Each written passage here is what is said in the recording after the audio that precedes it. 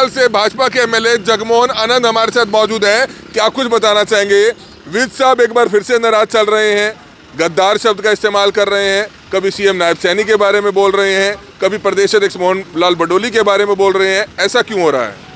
इसके बारे में तो आप विज साहब से ही पूछिए, ज़्यादा अच्छा है, क्योंकि बहुत हमारे सीनियर नेता हैं और बड़े वरिष्ठ नेता हैं और लगातार 7 बार से विधायक हैं। उन्होंने तो कल ये भी कह दिया कि सीएम साहब जो है हवा में हैं, उनको विधायकों से बातचीत करनी चाहिए, मंत्रियों से बातचीत करनी चाहिए, उनकी परेशानियां पूछनी चाहिए, उनसे कुछ काम जो है वो पूछने चाहिए। हालांकि हम देखते हैं समय समय पर विधायकों की मीटिंग होती रहती है, चंडीगढ़ में आप लोग जाते रहते हैं। मीटिंग के अलावा कमल जी, मीटिंग के अलावा लगातार मुख्यमंत्री जी के संपर्क में हम लोग हैं। मुख्यमंत्री जी अगर उड़न खटोले पे या विधायक को नहीं मिलते हैं, जहाँ तक मेरा ख्याल है कि भी मेरा अपना जो निजी एक्सपीरियंस है कि मैंने जब मुख्यमंत्री जी को कॉल किया या मुख्यमंत्री जी को कोई काम से मैंने बात की है, तो देखिए वो काम तुरंत और वो मेरी आत्मा महसूस करती है। मैं नहीं बोलता, मेरी आत्मा बोलती है। मेरी आत्मा ये महसूस करती है कि उनको आसमान से नीचे आना चाहिए। विधायकों की, मंत्रियों के साथ उनको बैठकर समय बिताना चाहिए। पुलिस उनको निर्दोष साबित नहीं कर देती है, क्योंकि 376D का आरोप है। तब तक उनको त्याग पत्र दे देना चाहिए। जो पार्टी की सिद्धांत हैं उनको बनाए रखने के लिए मेरा तो यही मानना है कि उनको तुरंत त्याग पत्र दे देना चाहिए। तो तस्वीरें देख सकते हैं, आजकल हरियाणा के दबंग मंत्री अनिल विज एक बार फिर से भाजपा सरकार से नाराज नजर आ रहे हैं।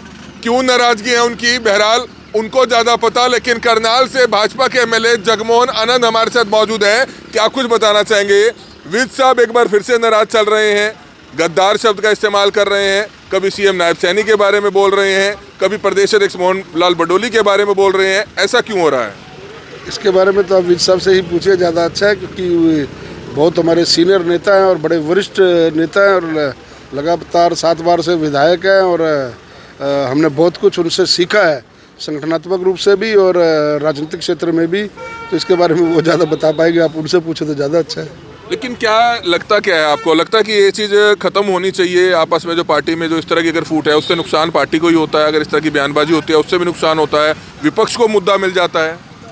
नहीं, फूट तो नहीं, मैं कहूँगा फूट कहाँ है पार्टी की। माननीय मुख्यमंत्री जी लगातार दिल्ली चुनाव प्रचार में व्यस्त हैं, हरियाणा में भी समय दे रहे हैं और ऐसी मैं इसको कोई फूट की बात नहीं कहूँगा। लेकिन किसी की अपनी ग्रीवेंसेस हो सकती है, किसी का अपना व्यक्तिगत कोई बात है या अपनी कोई मेरे को अपनी बात रखनी है, या एक पार्टी ने एक प्लेटफॉर्म दिया हुआ है सबको।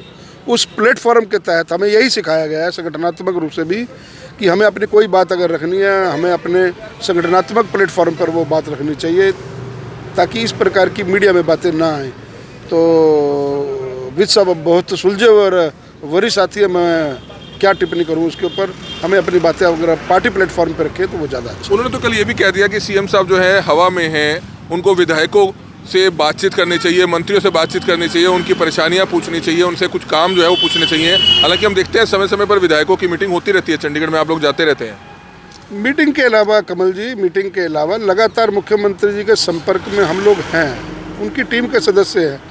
चुने हुए सदस्य के साथ अगर मुख्यमंत्री जी बात नहीं करेंगे तो तीसरी बार सरकार कैसे आती है हरियाणा में, मुझे बताओ आप। हम लोगों की शहर की कोई अगर समस्या है, या हम लोगों को आधी रात को भी अगर 12 बजे भी मुझको टेलीफोन, मैं तो अपनी बात करता हूँ, मुझे 12 बजे भी रात को अगर कोई काम के सिलसिले में जरूरत पड़ी है तो मेरी व्यक्तिगत नंबर है मेरा मुख्यमंत्री जी का मेरे पास और उनके पास। तो पहले डायल में वो मेरा फ़ोन उठता है। मैं रात को 1 बजे भी मैंने फ़ोन किया तो उन्होंने पूछा भी क्या दिक्कत है, क्या परेशानी है। देखिए, इन बातों से मतलब कोई मैं विरोधाभास हूँ कि भी मुख्यमंत्री जी अगर उड़न खटोले पे या विधायक को नहीं मिलते हैं, जहाँ तक मेरा ख्याल है कि भी मेरा अपना जो निजी एक्सपीरियंस है कि मैंने जब मुख्यमंत्री जी को कॉल किया या मुख्यमंत्री जी को कोई काम से मैंने बात की है, तो देखिए वो काम तुरंत और होने वाले काम। कई बार क्या होता है, शहर की कुछ समस्याओं को लेकर के बात होती है, कुछ और बहुत सी चीज़ें होती हैं शहर के लिए, अगर वो जायज़ काम होने वाले हैं या बातचीत होने वाली है तो वो तुरंत आदरणीय मुख्यमंत्री जी की टीम ने बहुत सहयोग दिया। मैं अपनी व्यक्तिगत बात कर रहा हूँ, तो मुझे कभी ऐसा आभास नहीं हुआ कि भाई एक विधायक होने के नाते मुख्यमंत्री जी मुझे समय ना दे पा रहे हो। बीजेपी के प्रदेश अध्यक्ष हैं मोहन भडोली जी, उनके ऊपर संगीन मामला दर्ज हो गया और अनिल विज जो है कई बार कह चुके हैं कि उनको इस्तीफा दे देना चाहिए नैतिकता के आधार पर। देखिए, इसके बारे में मैं कोई टिप्पणी नहीं करना चाहूँगा। देखिए, जब ये जो चीज़ें जांच के विषय में होती हैं, जो चीज़ें पुलिस के और इन्वेस्टिगेशन का पार्ट होती हैं, उस पर हम लोगों को टिप्पणी करने से बचना चाहिए। एक आखिरी सवाल, उन्होंने ये कहा है कि वह अब कष्ट निवारण समिति की बैठक नहीं लेंगे क्योंकि उनकी चलती नहीं है, अधिकारी उनकी सुनते नहीं है। इस पर क्या कहना चाहेंगे? भारतीय किसान यूनियन भी अब उनको मनाने जा रहा है कि आप सामने आओ, आप आगे आओ। देखिए, मैंने पहले कहा आपको, विज साहब मेरे बहुत ही आदरणीय है, उनको एक संज्ञा दी जाती है। आप मीडिया के लोगों ने उनको एक गब्बर की संज्ञा दी हुई है, और अगर गब्बर ही ये कहे कि मेरी चलती नहीं है तो मैं नहीं समझता कि भी ऐसा नहीं हो सकता। चलना कहते किसको है, मुझे तो आज तक ये नहीं समझ आई। मैं आज यहाँ से करनाल शहर से विधायक हूँ, और जब मैंने प्रशासनिक अधिकारियों को कोई काम कहा है तो उसका बड़ा ऑनर हुआ है, बड़ी रिस्पॉन्सिबिलिटी के साथ उन्होंने बताया कि मैं तो पहली बार का विधायक हूँ, और समस्त अधिकारी जो उनसे हैं बात को सुनते हैं, समझते हैं और अच्छे तरीके से बात कर रहे हैं। मेरे को मेरे शहर से और मेरे प्रशासनिक अधिकारियों से जहाँ तक मेरी अपनी बात है, मुझे कोई शिकायत नहीं है।